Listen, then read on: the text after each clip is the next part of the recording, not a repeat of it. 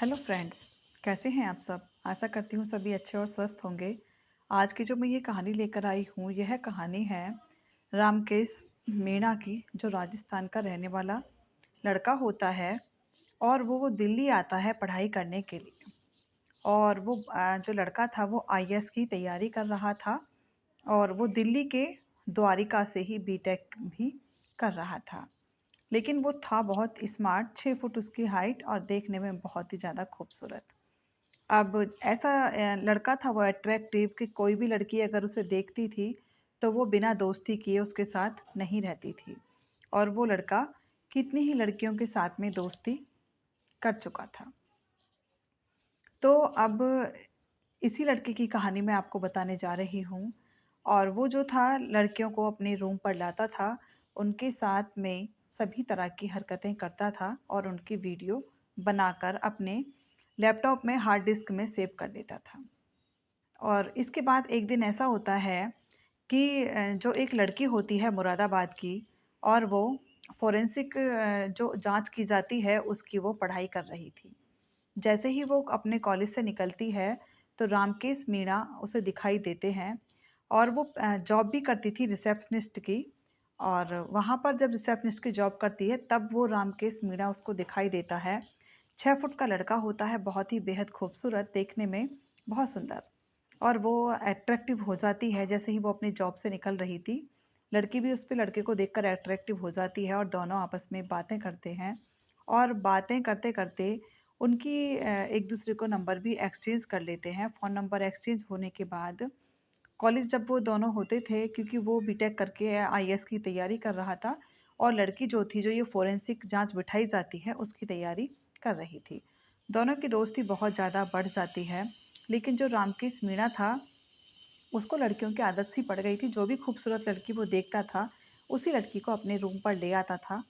और सुंदर था, हैंडसम था, कोई भी लड़की उस पर अपनी जान देने को तैयार हो जाती थी। तो अब मुरादाबाद की जो ये लड़की होती है, अमृता चौहान वहाँ पर उसके साथ में जब काफ़ी नज़दीकियाँ बढ़ जाती हैं, तो वो रामकेश मीणा उससे कहता है कि तुम भी बाहर रहती हो और मैं भी बाहर रहता हूँ, तुम भी अलग रेंट देती हो, क्यों ना हम साथ में रहने लगें। और वो दोनों धीरे धीरे करके लिविंग में रहना शुरू कर देते हैं। और दोनों इस तरह रहते हैं जैसे पति पत्नी वहाँ पर रहते हैं। उन्होंने जो मकान लिया था, ये दिल्ली की राष्ट्रीय राजधानी में जो एक इलाका पड़ता है, गांधी विहार में एक फ्लैट है। तारीख होती है 6 अक्टूबर 2025। जब वो दोनों साथ रहने लग जाते हैं और साथ रहते-रहते 6 अक्टूबर 2025 को बहुत तेज़ धमाका होता है। और उस धमाके को सुनकर आस-पास के लोग, मोहल्ले पड़ोस के लोग सभी जाग जाते हैं। पुलिस को और आपके जो दमकल को, दोनों को वो भेजी जाती है, कॉल की जाती है, तो पुलिस भी आ जाती है और दमकल केंद्र के अधिकारी भी आ जाते हैं और आकर वो आग बुझाने का काम करते हैं। अंदर जाकर जब देखा जाता है, तो वहाँ पर एक व्यक्ति की लाश थी जिसके चिथड़े उड़ चुके थे। और जब उनके मकान मालिक को बुलाया जाता है, तो मकान मालिक बताते हैं कि यह लड़का राजस्थान का रहने वाला है और ये लड़का आईएएस की तैयारी कर रहा है। तो तब उनके फिर लड़के के माता-पिता को कॉल की जाती है। और जब उनके माता-पिता आनन-फानन में आते हैं, आकर जब वो देखते हैं, तो उनके पैरों तले भी ज़मीन खिसक जाती है। उसके बाद में फिर वो पूरी तरह से, जब पुलिस वगैरह आ गई थी, सब आ गए थे, कुंडी भी अंदर से बंद थी। पुलिस ही, दमकल के अधिकारी ही उस कुंडी को अंदर से खोलते हैं। तो सब लोग कहते हैं कि बम ब्ला मतलब घर में वो हुआ है, आपके अ, लाइट से कोई ब्लास्ट हुआ है, जिसकी वजह से ये हादसा हो गया। सब लोग अपनी-अपनी बातें कर रहे थे, लेकिन माँ जो होती है वो कहती है कि इस कमरे में कोई भी बम ब्लास्ट नहीं हुआ है। और इस कमरे में तो देखिए, अगर बम ब्लास्ट होता, सिलेंडर फटता, तो वो किचन में फटता, लेकिन ये कमरे में फटा है। यहीं पर इस पर पुलिस की भी सक्रिय हो जाती है। पुलिस भी सोचने पर मजबूर हो जाती है कि बात तो सही है, अगर सिलेंडर फटता तो वो किचन में फटता। इसी बात को जांच पड़ताल को लेकर सभी जांच अधिकारी सोच में पड़ जाते हैं, तो वो कहते हैं कि ये हो ना हो मर्डर प्लान किया गया है। इसके बाद फिर बस जांच बैठ जाती है, और जांच बैठती है तो वो जब कॉल डिटेल्स निकलवाई जाती हैं तो उसमें अमृता चौहान नाम की लड़की के बारे में सारी मतलब बहुत-बहुत घंटे उनकी बातें होती थी। तो फिर वो कहते हैं कि पुलिस वाले मकान मालिक से पूछते हैं कि क्या तुम इस मकान में कौन-कौन रहता था? तो वो बताते हैं कि रामकेश मीणा और अमृता चौहान दोनों यहाँ पर लिविंग में रहते थे। उसके बाद सीसीटीवी कैमरे खुलवाए जाते हैं तो उस मकान से 3 व्यक्ति निकलते हैं। एक तो निकलता है 8 जुलाई की लगभग ये बात हो जाती है। जब ये सीसीटीवी कैमरे खुलवाए जाते हैं तो लगभग 39 मिनट में एक व्यक्ति बहुत मुँह पर गमछा बाँधे हुए जल्दी-जल्दी में वहाँ से निकल कर चला जाता है। 2:57 पर फिर वहाँ से 2 व्यक्ति और निकल कर आते हैं, उनका भी मुँह बँधा हुआ था और वो भी चले जाते हैं। तो जो जिसका मुँह बँधा हुआ था उसकी जाँच अमृता चौहान के रूप में की जाती है। इसके बाद पुलिस फिर जाँच पड़ताल पर लग जाती है और जाँच पड़ताल पर लगने के बाद में अमृता चौहान का नंबर मिल जाता है। तो वो लोकेशन भी बंद थी और उसका मोबाइल भी स्विच ऑफ जा रहा था। तो अब वो पुलिस वाले ढूँढें तो ढूँढें कैसे? फिर जहाँ पर वो काम करती थी, कॉलेज में पढ़ती थी, वहाँ से उसका एडमिट कार्ड लिया जाता है, उसका आइडेंटिफ़िकेशन, उसका एड्रेस लिया जाता है और पुलिस वहाँ पर फिर घर पर चली जाती है मुरादाबाद में। तो मुरादाबाद में जो उसके माता-पिता होते हैं, वो उन्हें दिखाते हैं 8 जुलाई को वो दिखाते हैं कि मेरी हमने अपनी बेटी को अपनी तमाम संपत्ति से बेदखल कर दिया था और जो उन्होंने अखबार में निकलवाया था, वो भी उन्होंने फ़ोटो अपनी उसको पुलिस को दिखा देते हैं।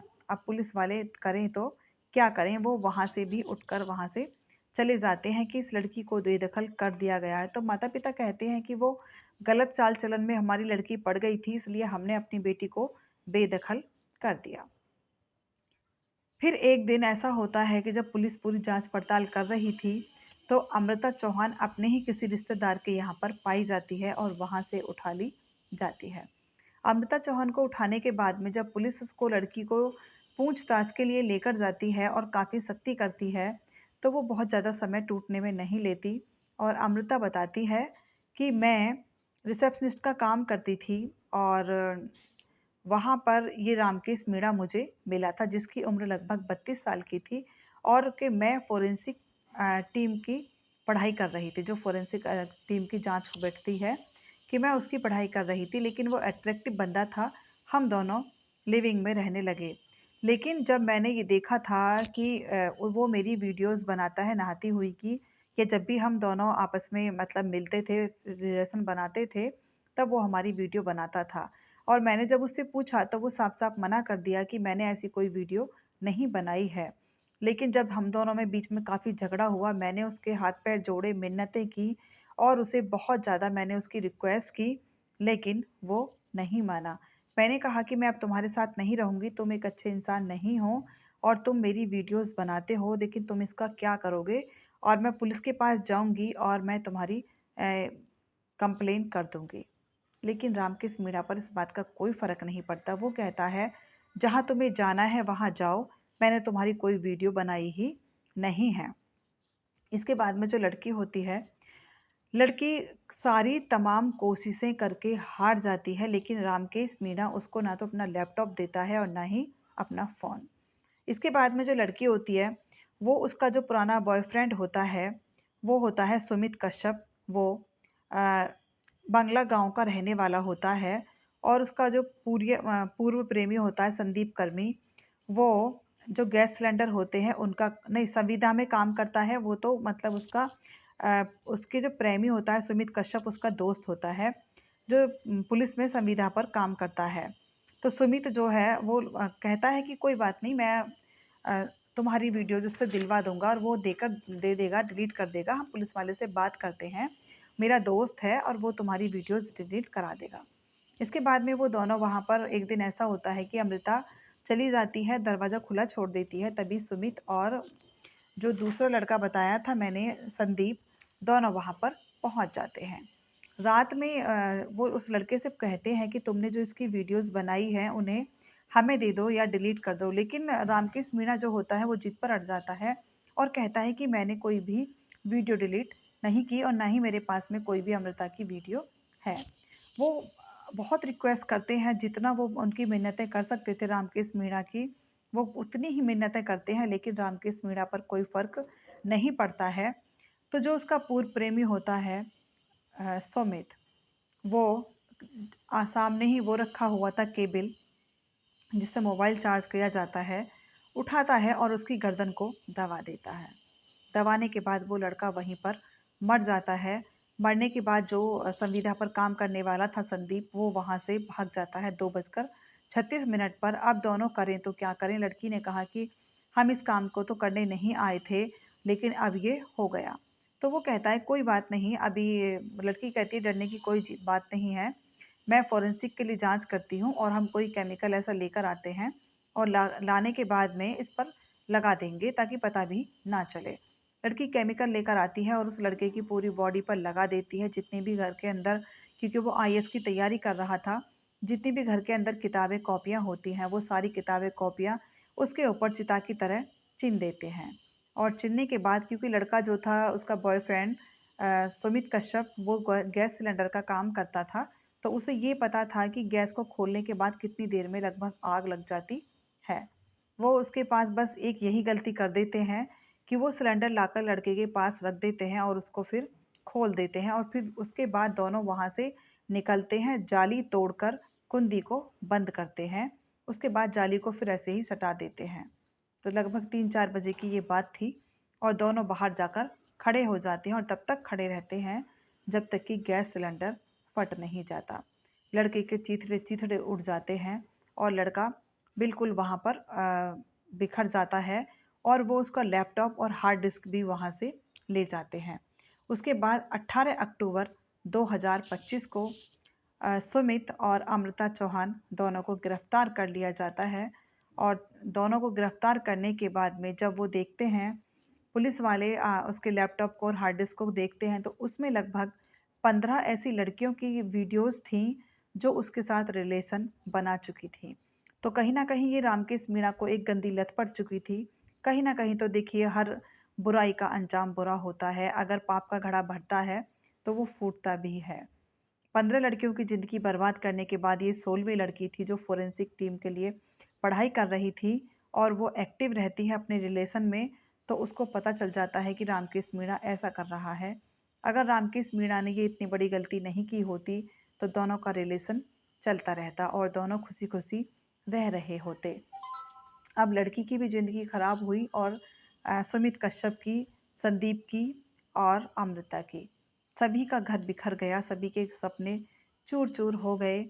क्यों करते हैं हम ऐसा काम? ये तो हमें अपने मन से और अपनी अंतरात्मा से ज़रूर पूछना चाहिए। मैं कहानी को सुनाकर किसी को दुखी या परेशान करना नहीं चाहती हूँ। सिर्फ़ इतना है, सावधान रहिए, सतर्क रहिए और हो सके तो इस लिविंग वाले रिलेशन को छोड़ दीजिए। Thank you.